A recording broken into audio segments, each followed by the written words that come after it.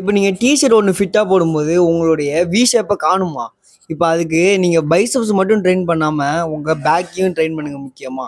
இப்ப வாங்க அத பத்தி இந்த வீடியோல பார்க்கலாம். இப்ப ஹோம் ஒர்க்கவுட்ல எப்படி நம்ம பேக் அண்ட் பைய மேசிவா பில்ட் பண்றதுன்னு தான் பார்க்க போறோம். அதுவும் 2 தம்பிள யூஸ் பண்ணி. இப்ப உங்கள்ட்ட தம்பிளே இல்லனாலும் செங்கல் கூட யூஸ் பண்ணிக்கலாம். இப்ப செங்கலும் சம்தியான ஃபைட்டர் தான்ப்பா ஒர்க் அவுட்ல. வாங்க வீடியோக்குள்ள போலாம்.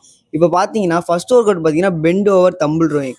இத நீங்க பண்ணும்போது உங்களுடைய ராம்பாய்ட்ஸ் அண்ட் மிட் ட்ராப் 2 மசில்ஸுமே நல்லா ஆக்டிவ் ஆகும். இது ஆக்டிவ் ஆகுறதுனால உங்களுக்கு பேக் நல்லா வித்தாவும் அண்ட் திக்னஸ் ஆகவும் தெரியும். இப்போ செகண்ட் ஒர்க் அவுட் பார்த்தீங்கன்னா புல் ஓவர்.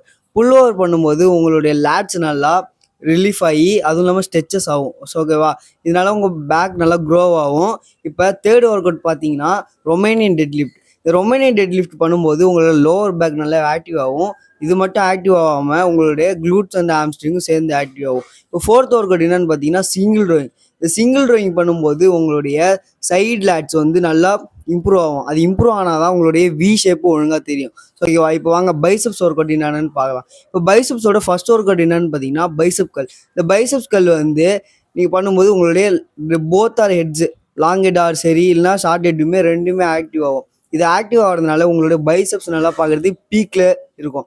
பார்த்தீங்களா, இப்போ செகண்ட் ஒர்க் அவுட் என்னன்னு பார்த்தீங்கன்னா ஹேமர்கள். ஹேமர்களில் வந்து உங்களோட பைசப்போட லாங் ஹெட்டு அப்புறம் வந்து ப்ராக்காலியஸ் இது ரெண்டுமே நல்லா இம்ப்ரூவ் ஆகும். ஸோ ஓகேவா, இதே மாதிரி ஃபிட்னஸ் ரிலேட்டடான கண்டென்ட்டை தொடர்ந்து பார்க்குறதுக்கு நம்ம பேஜை ஃபாலோ பண்ணிவிட்டு யூடியூப்பில் பார்க்குறீங்கன்னா சப்ஸ்கிரைப் பண்ணிக்கோங்க. Stay tune.